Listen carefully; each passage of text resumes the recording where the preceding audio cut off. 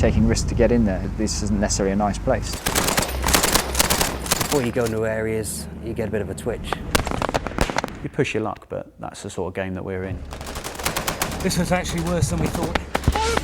Stand by! The small arms fires out pretty accurate. Watch my strike! And you could feel the percussions as they were going past. And then bang. With that strike! It's not plain sailing out there.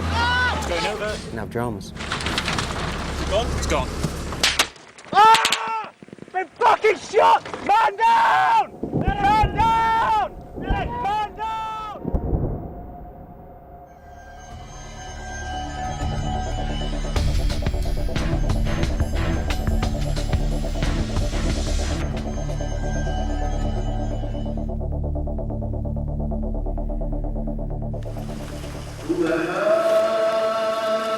These are the Pathfinders. They're the parachute regiment's elite combat troops. They've never been filmed before.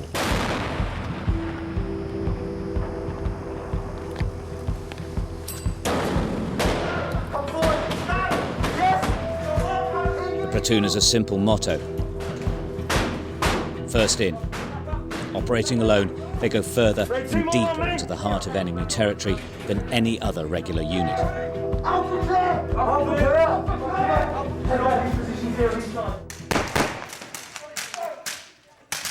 It's early morning, it's freezing cold, and it's Kent.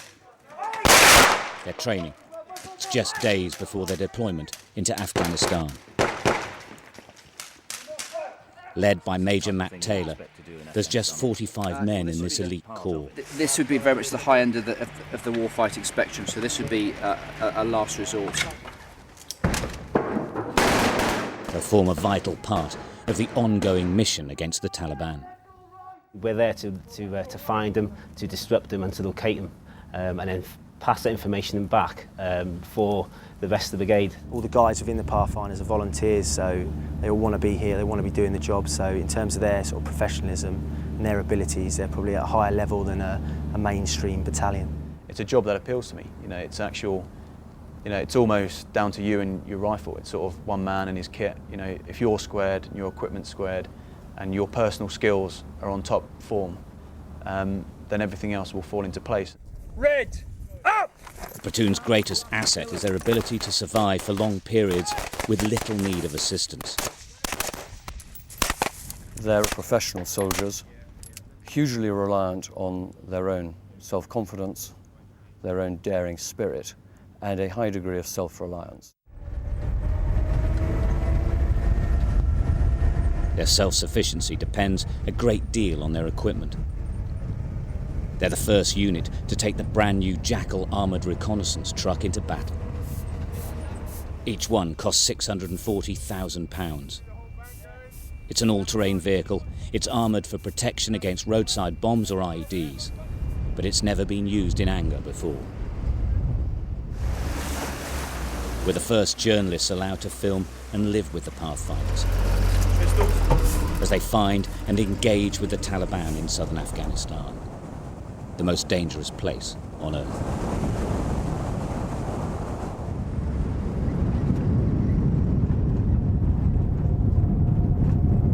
This is the Pathfinders' new home, and they'll be here for the next 6 months. Their compound at the huge Camp Bastion base of the British military is the hub of their activities. They've only been here a few days, but Matt Taylor has already planned the soldiers' first mission into the remotest part of Afghanistan. Operation Talanda is a 6-week mission, from Bastion up the Musakala Valley to the furthest point of Helmand Province, the Kajaki Dam, and the central Badlands of Afghanistan. It's an enormous blind spot, with the district of Zamindavar at its heart. As part of the deal to allow me to join them in battle, the Pathfinders insisted I learned how to use the commander's machine gun.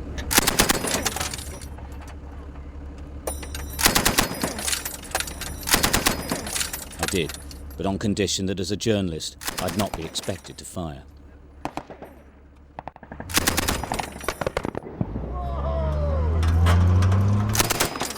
men are practicing and familiarising themselves with their new kit.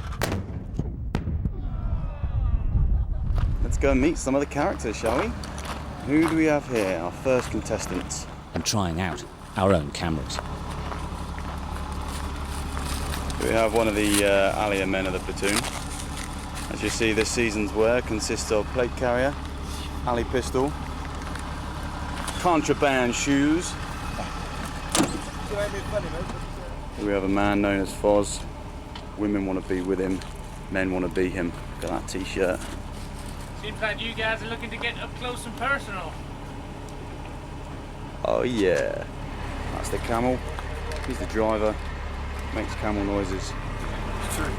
It's his responsibility to keep us alive by not putting the vehicle on its roof.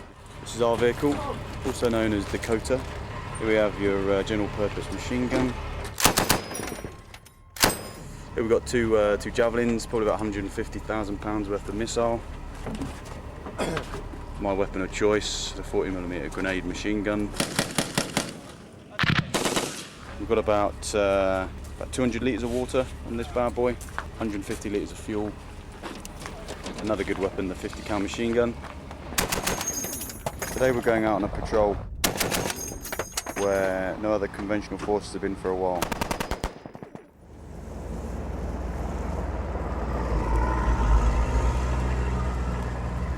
Out from Camp Bastion and day one of the mission.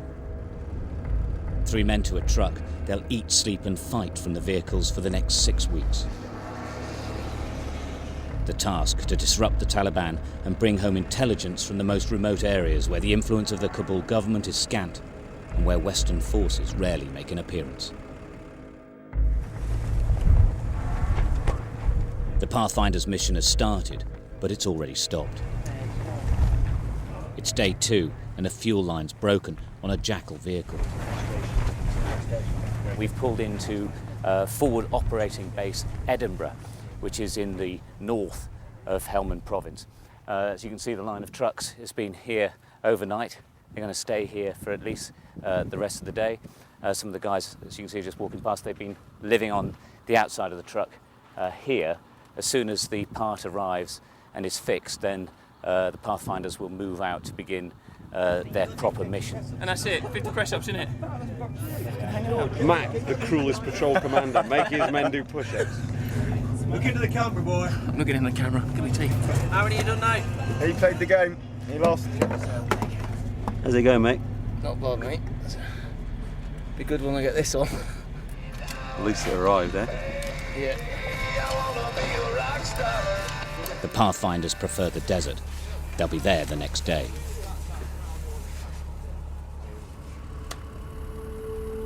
The destination is Amindavar, 3 days of driving.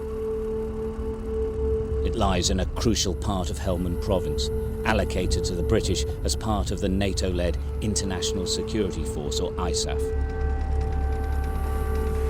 Helmand is Afghanistan's largest province, and the Taliban are here in large numbers.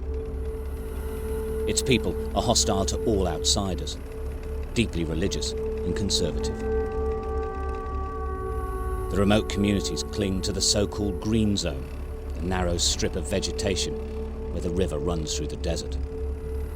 Its opium poppies make this the greatest source of the world's heroin. It's lethal territory. Zamindavar is beyond safety. The soldiers are tense as they approach. Intelligence chatter indicates key Taliban commanders live here. Well within range, they sit and wait. Will the Taliban attack? Orders are to provoke a response, to test their firepower, to stir things up. That's an RPG. They engage.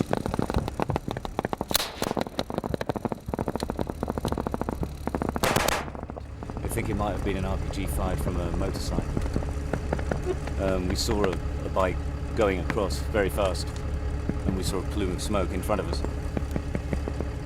A show of force from a Harrier jet. Pathfinders are looking for firing points. Now, if there's nothing firing back, let's delay sort of 5 minutes. The minute they open up again, we'll do it. I just want to see if they've stopped. I don't want to give all my cards away in one go. That's the whistle of incoming rounds.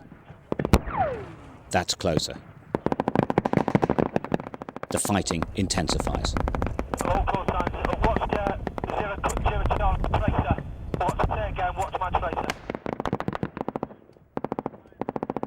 Small arms fall short, but mortars smash into the desert next to the Jackal trucks. We're on their territory. Their weapons are ranged on this spot. Opal 80 Alpha, Opal 80 Alpha, this is a Finder, a 1-4 radio check, over. The men can call on artillery and air support, but radio communications are down. Send it through those means. The request for long-range artillery has to be routed via a landline at headquarters. A Broadsword 0, Finder 1-4, continuing fire mission, a Taliban mortar team. You got IDF at the rear, yeah? They see a lone motorcyclist behind them. Looks like smoke. Looks like adjusting it on, mate. Right, hold on. You see where they follow the left-hand track down from there? One lone side. Yeah? They think he's firing or at least spotting for the Taliban. The Taliban have the experience. They've been defending this pass since the Russians first came. Another round behind us, Jim. Landed it. Yeah. On the other side. They're talking about moving the call sign north. They manoeuvre to a new firing point, but the Taliban have moved closer as well. Very small, very active now. It's coming up on the left side. This guy's truck. A long-range artillery round goes in, fired from over 50 miles away, but there's an instant return of fire. And they just keep firing back. Mortars land just yards away. Behind us, 50 feet, 50 metres. The Pathfinders up the ante again. Sergeant Scotty Patterson calls for a multiple airstrike. 4-1, that's a good copy. I'll give you a set reps and we've got the rounds on the ground.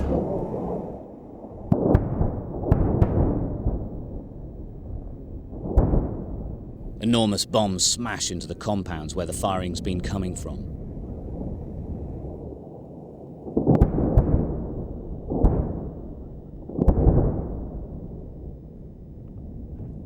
It's the largest drop of ordnance on a single target recorded in this part of the war in Afghanistan.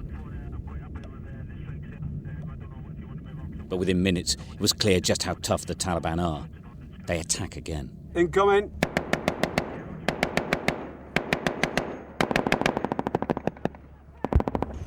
That's 2 rounds in the same place. Yeah, told you, DF the pass.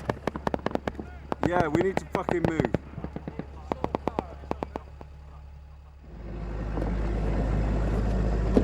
With light fading, the Pathfinders have moved to a defensive camp for the night. Incredibly, it's only 1,500 metres back from the compounds, at the foot of the pass, into the next valley. Good contact today? Nice.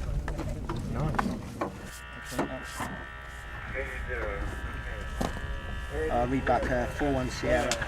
So Matt, what about today? What did you learn? Well, our task was to come in here and basically get information on enemy forces and local nationals. I think we quite quickly found the enemy forces. No, the RPG was the first one. Yeah, that went over the top of the two. Yeah. For about 40 k's all the way to here, we've been watched in and channelled in by the enemy. And then the second one landed slightly behind it? Or behind. They've obviously got a couple of well-trained mortar fire controllers up here somewhere. So we used basically air power to hit the targets that they were identified at. Because they can just move around on the mopeds fast and furious, we can't get too close to them with the wagons. It's a bit of a Mickey Mouse game, really, try to get in there. The impression we were getting from the various feeds was that they were quite surprised we were here. All right, Mark. I'm good, mate, thanks. Does it hurt? Yeah. Minor ailments. It may seem like we didn't achieve much, but we actually found a quite large grouping of the enemy in a certain location, which all adds value at the higher level. And that gets passed up, that's the point. Of course, that was passed immediately, and longer sit-ups will follow during the evening. Yeah. Right. Thanks. Well done. Well done, sir.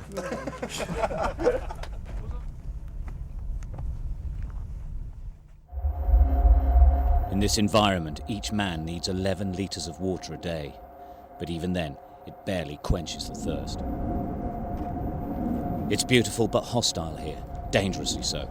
It's freezing in winter, but now pushing 60 degrees. It's why central authority barely exists beyond the main towns and cities. But it's here the Taliban thrive, familiar with the conditions and rudimentary paths. 3 days in and we've crossed the pass into the neighbouring valley. And there is a pass, I mean that's probably one there somehow. Matt has sent out part of the platoon to find Taliban routes and disrupt their movements. They know we have to come out. They're watching us, they're waiting for us. I just think if we set it up properly, then we can get something out of it. While the Pathfinders are identifying areas of extreme Taliban influence, they're also trying to engage with the local people. It's called testing the atmospherics, getting information for headquarters on how people view the Taliban, the Kabul authorities, and the coalition forces. But just how far does the writ of the country's government run in these remote areas? Hardly any outsiders come to this valley. It's been over a year since the ISAF forces even passed through, and they didn't actually stop. But what struck me was how this side of the mountain seemed so much quieter, almost a world apart from Zamindawar. Do you ever see any sort of representatives from the Afghan government? The Afghanistan, the Dawlat, the Khana, the second numainda, the Lira Ghalidi. Since 3 years, none of them show up. No facility, no school, no school, no clinics, nothing at all. Clearly nervous but determined, village elders approach the soldiers to talk.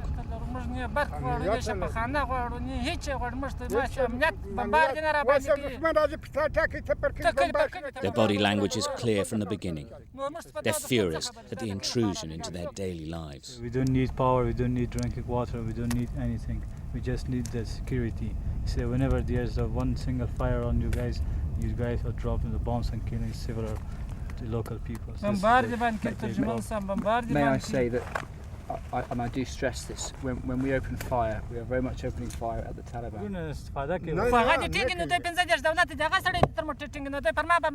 The reaction in every village we visited was the same.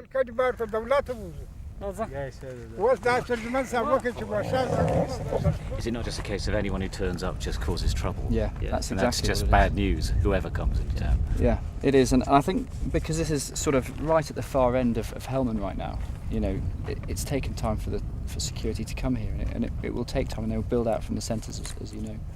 Yeah. And hence, it's probably quite confusing for the local elders that you see walking away. You know, they don't know what to believe. They were furious though, weren't they? Yeah. And then we turn up for 5 minutes and...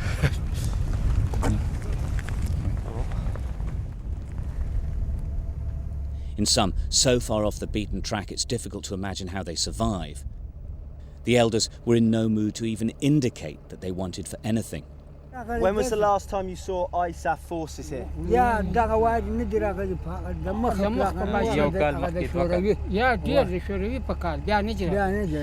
They had this conversation with the Russians. No, this is the first time we are here. Ever, or for how long? A year? They said that just the Russians come from there. Oh, but nothing. First from the Russians. Have they seen anyone from the government of Afghanistan here?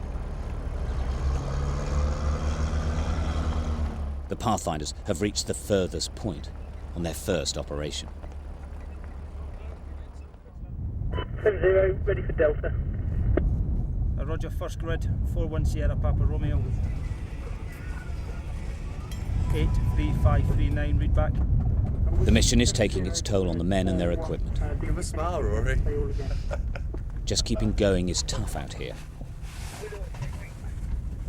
They're only 7 days into a mission scheduled to last 42. You alright, Chris? Yeah, I'm alright. Yourself? Good. Used to? Yes, mate. Good.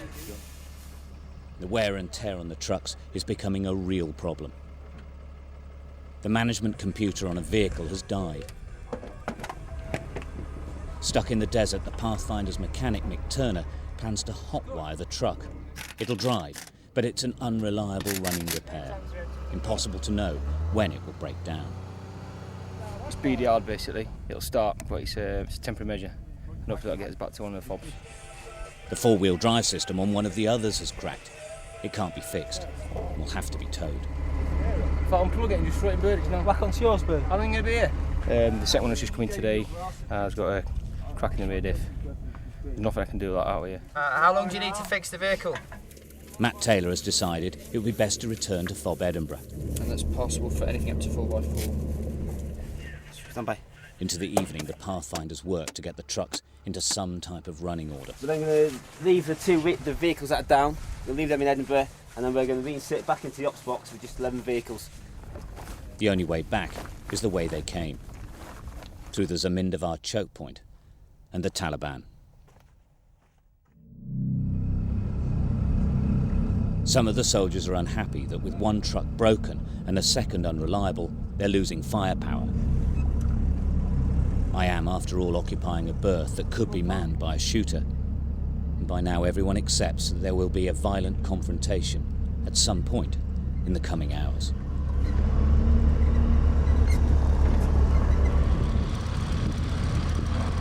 While the Jackals are capable of climbing incredibly steep shale-covered slopes, pulling the dead weight of a second truck is nigh on impossible. It's not plain sailing out there. People are going to have dramas. As I start to pull the strain, then you start driving then, so minimise your wheel slip. We try to double tow, and as you know, you've got the weight pulling back, the weight going forward. I was right at the front. I heard a shout. I looked around. It's going over. Is it gone? It's gone. Which wagon? Just back with the second one. That's when I thought, this is all we need, basically. Not only are we towing a vehicle, we've now got another road vehicle. Right, let's get this on hook. Let's get this one pulled up. Quite an awkward situation to be in, because especially, you know, the heat, the fact that we're in the middle of a marked DF position for the Taliban. We've got to get her back up on here, mate.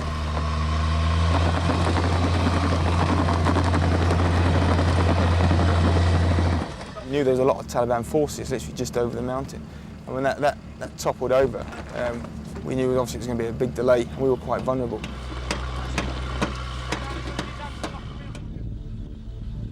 The key is to get the convoy on its way and over into the Zamindavar Valley.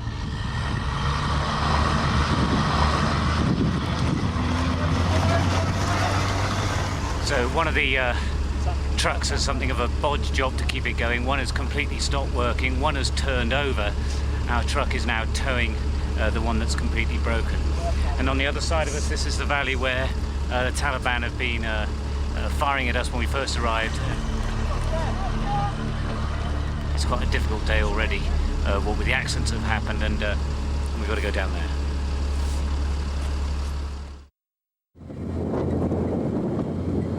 The soldiers are calling it the Valley of Death. The only way out, back through the Zamindavar choke point. We've been out for 7 days now. We're expecting an ambush, and we're towing a disabled vehicle. We knew it was coming. We had intelligence feeds to say it was coming. Before you go into areas, you get a bit of a twitch. Looking around thinking, where's it going to come from? When's it going to happen? Because you're expecting it. They're running in. Then when it does kick off, it's almost like a relief. Is there a guy?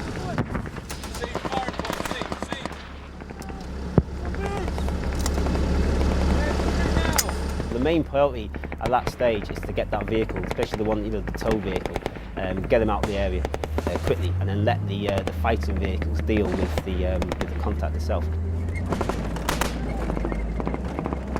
Yeah, but I've got to get this wagon out of here. I've got a towing wagon. It's so hard to target a fleeting enemy just for one round and off he goes. With your camera. You know, they had pre-planned points where they knew they could get into, and we'd hardly ever see them. We'd just see the fire and then it'd be gone again. You know, the odd rocket, and then it'd be gone, they'd move on. Okay, I'm going to get you to fire in position. We reach a protective hill, but as we leave, we're lined up for attack by an RPG. Stand by. It misses by a few feet. Stand by. Give me comms, for fuck's sake. Pathfinder's engaged, but he's gone. Get this fucking gun. Then, as we try to move off again, the tow rope breaks. Okay, coming back. Calm down, coming back. Trying to direct comms for across the line, and then I get vehicle down, and that's all I heard. Get this gun going. Is that the towed vehicle down? Is that the vehicle towing down? Is that another vehicle we've lost? Clear! Good. Keep going, calm down. Just come back. We pull up behind another mound to debate our next move. This was actually worse than we thought.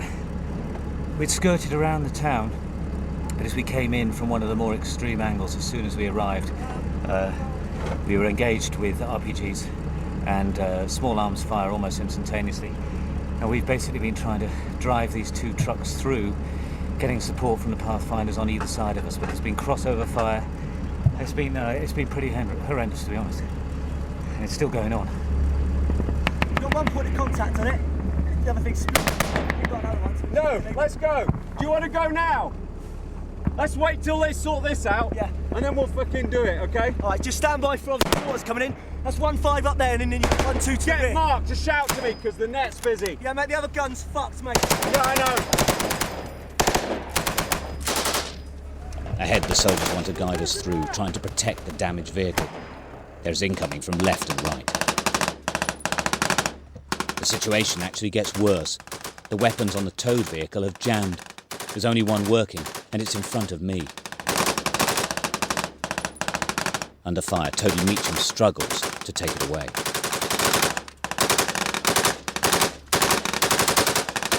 Hey, stop firing. I'm trying to get this one off now. Hold it. They've got it covered. Right, mate. You good to go? Yeah. Okay, mate. Okay. Sorry, what do you want? Yeah, I see.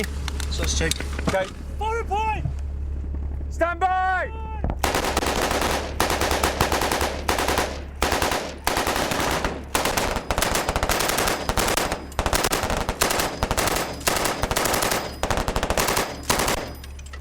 We break cover again. With the other jackals putting down covering fire, we make for the safety of the open desert, followed by machine guns and mortars. Okay, I'll go slow. Look, we got strike on the right. It was a close shave, but the Pathfinders are elated. Their luck held once again. The phrase that the blokes have termed, I don't know if you've heard it since we've been out here, it's called the PF bubble. And it was something we'd coined when we were back here last time. And it never seems to, regardless how bad it gets or how much fire was, coming down, the blokes who were there never seemed to get a scratch. At this stage, we left the Pathfinders. Within days, the bubble burst. At the Musakala Wadi, Sergeant Scotty Patterson's truck is hit by an IED. He's medevaced by helicopter to Camp Bastion for emergency surgery, leaving the soldiers in the field.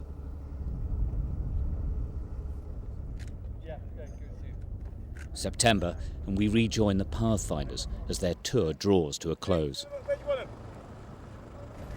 We're your new recruits, sir. A group of British politicians have come on a fact-finding mission. The brigade commander brings them to meet the Pathfinders and to try out their weapons. It's very much a relaxed 45 minutes. They're the first Western civilians the soldiers have seen since May. It's all what we have for you as well. That's safety catch. Safety catch, yeah. Is that on safe now? That's on safe now. So that's single shot, then flick it again to automatic. That's a single shot. They're accommodating, but it all seems a bit surreal after months of fighting in the desert. They're not absolutely sure what to do with them. Above my head where the hole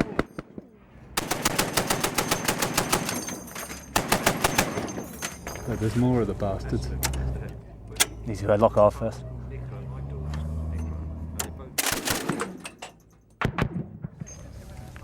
The stock at the back is you can make it as long or as short as you want it as well.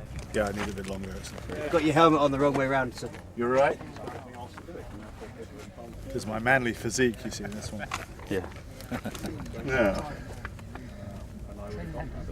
Oh, no, you have other ones.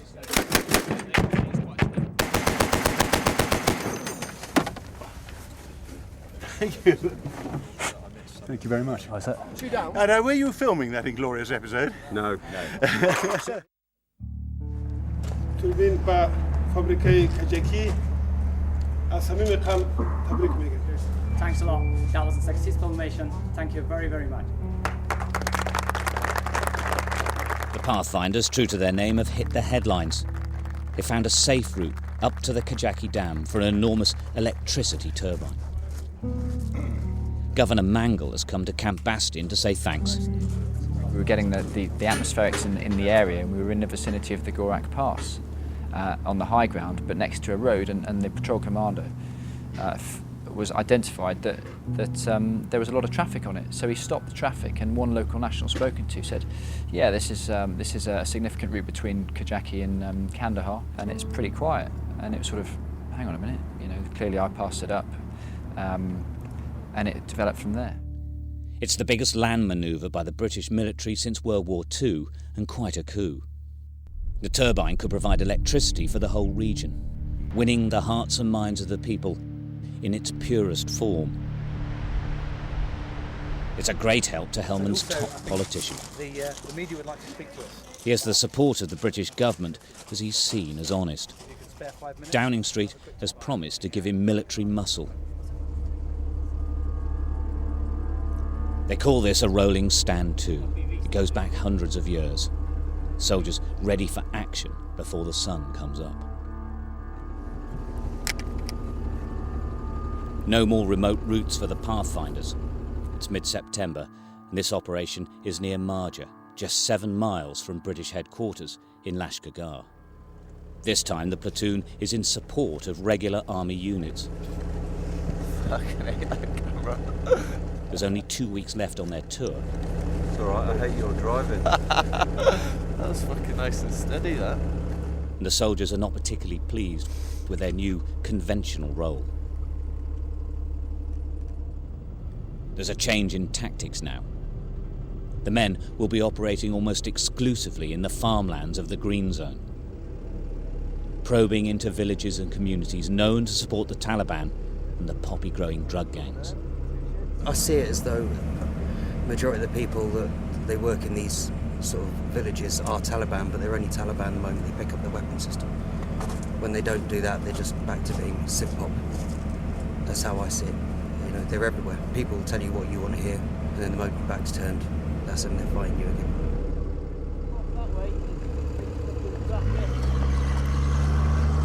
The threat of an IED attack is high.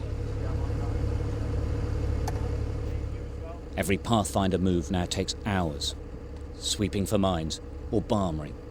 It's an absolute necessity.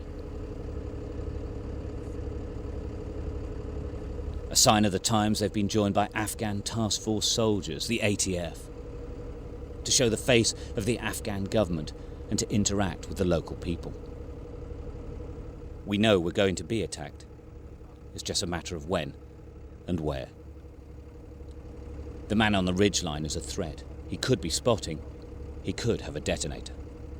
They're light on the feet. You know, they can move around. They're just fantastic. I think what we're doing is we're fighting almost a conventional war against guerrilla warfare. So, and they're just finding the gaps that we're giving them. The floor's rock hard, so there's probably a bit of metal underneath there. Probably been there for years, you know what I mean? It's been compacted, but you still got to have a look on you because you never know. So.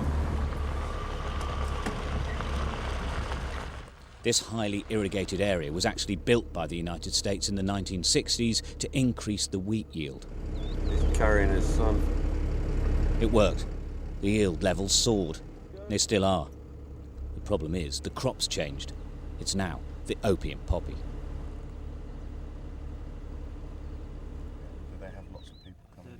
In a country that provides 90% of the world's heroin, Helmand provides 90% of Afghanistan's opium. They're in the midst of the latest harvested crop. Elders and Pathfinders discuss the way ahead. Ask them how the system works for, growing and selling a poppy. They said that when we grow poppy, so when we collect that, so we get this all to Marja, and we sell there in Marja in market. Their choice to grow it. They're not being made to grow it. Yeah. The local population may be convinced to grow wheat if it's bought at a guaranteed inflated price. But the Taliban and their partners in drugs have no intention of giving up here. It guarantees conflict.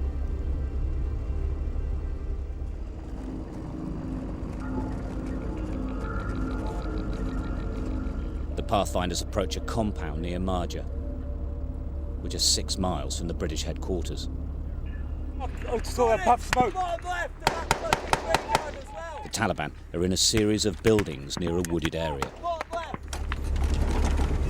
Flag up to the right where the wall slopes down.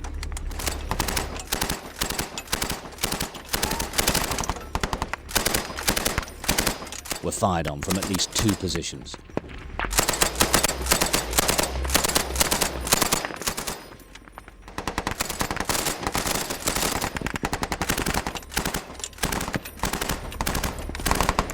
See where that come from, yeah? No.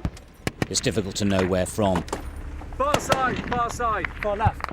Yeah, far left. Stop it!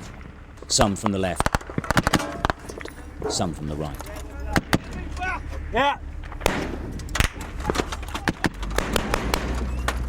I need to cover him across. In this heat and dust, the machine guns can jam.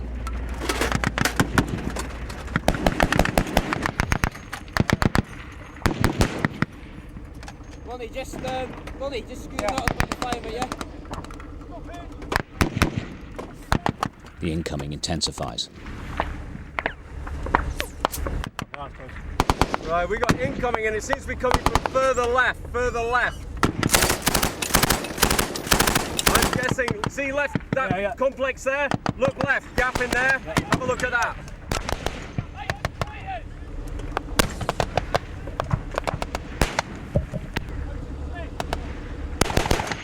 Old battle indicators were women and children fleeing before the fighting started. Seen. Not anymore. Looks like women and kids. They're still in there. Women and children. The Pathfinders reposition before they attack once again. Across Helmand, British troops are involved in these firefights daily. The talk is of reconstruction. That was an RPG incoming overhead. But this is the reality. There simply aren't enough British or American forces to snuff it out. Guys who are squatting down and fucking running. A clear message from commanders. They need more men. I think there's a recognition that more soldiers would stabilise areas here that remain dangerous more quickly. Currently, we've got deployed in the region of 4,000 troops, supporting 4,000 Afghan soldiers. I think we could probably easily consume in Helmand another brigade. And a brigade would be a full-strength brigade? It would be in the region of 3,000 to 4,000 soldiers. Where's that strike? What did we say about that compound? Got a bit of place. It's the Pathfinder's final mission. We gave Corporal Tim Rice a camera of his own, mounted on his .40 caliber grenade machine gun. It provides a unique view of the last battle as it plays out. It's now close quarter fighting in the Taliban compounds near the town of Nad Ali. Not seen. Stand by, firing now. As we approached the town, and we kept pushing forward to sort of, really find out where they were and keep them involved as much as we could. We came under fire from quite a few positions. Guys, we'll get fucking flanked here, mate. We'd been shuffling ourselves around, but we were limited in space. Stand by for 66! We had to keep them engaged so we could, effectively reduce their capability to keep attacking us. Move! What's my strike? Come in and engage that fire. Yeah, I'm doing that where I think that fire was coming from. The RPGs were getting closer and closer with each one, and the cracks of the rounds were getting pretty nasty as well. Yeah, incoming! Got that? Yeah, fucking hell, that hit that fucking wall. Stand by for javelin!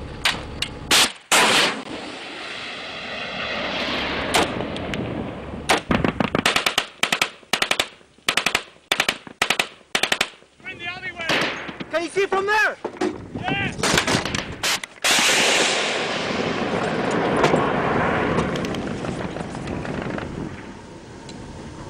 Oh, fucking good shot, Brian. Fucking good shot. Is that HE? Fucking yank round! Tim has problems with the American ammunition. Fucking yank rounds. Are they British behind you? Get them in. Yeah, wait. As the incoming intensifies, he gets increasingly frustrated, unable to fire back. There it is. See the smoke? Get out of the way. Get out of the way. Fucking yank rounds. Pack's moving in the tree line. In those crucial moments, his defences are down. The bursts were getting, getting pretty close. Yeah, wait up. And you could hear that the cracks were getting louder. And you could feel the percussions as they were going past. Never again make firing. Fucking yank rounds. And then the a burst came in. Got 9 boxes, but these yank rounds are shit. They're not firing. Ah! Been fucking shot! Man down! Man down! Getting shot in the leg was just like having your leg sledgehammered from underneath you. Really, just the violence in which the bullet hit bone and hit leg. Move! Fucking move! Come on! Move! Move! I was quite conscious of getting shot again. Come on! Keep moving! Keep moving! I had fallen up against the gap in the door where the bullet had come through. In this few seconds after, I was thinking, shit, I don't want another one to come through here. So I was shouting, get the fucking vehicle moving, let's get out of there. Gunshot wound, lower left leg, below the knee.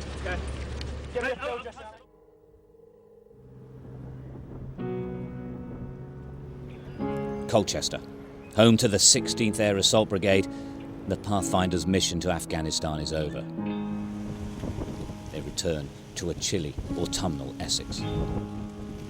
6 months in the desert, and there's a real sense of, is that it amongst the men?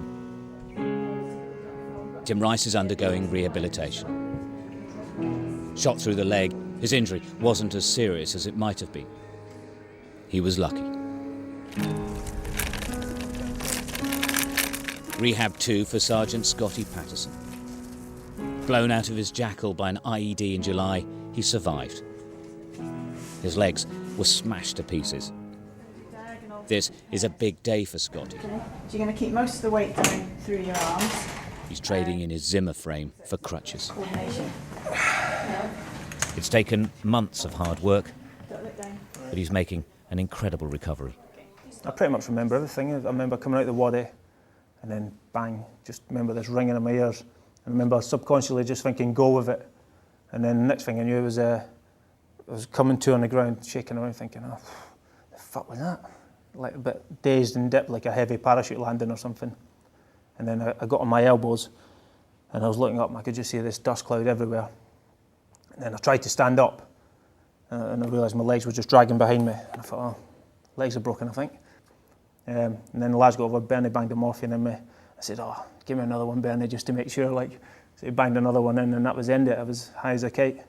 And then I woke up in the morning, 4 or 5 in the morning, and there was a Danish woman massaging my toes as I was coming to make sure the blood was flowing. I was like, oh, fucking hell, where am I?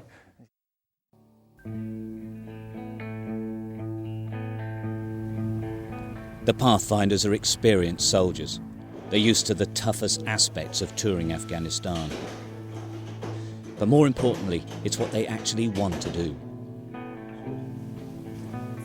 There's much debate about the treatment and demands placed on all military personnel deployed to this most dangerous place of operations. But this platoon, even in the toughest of times, never once questioned what they were doing or why. It's just what they do.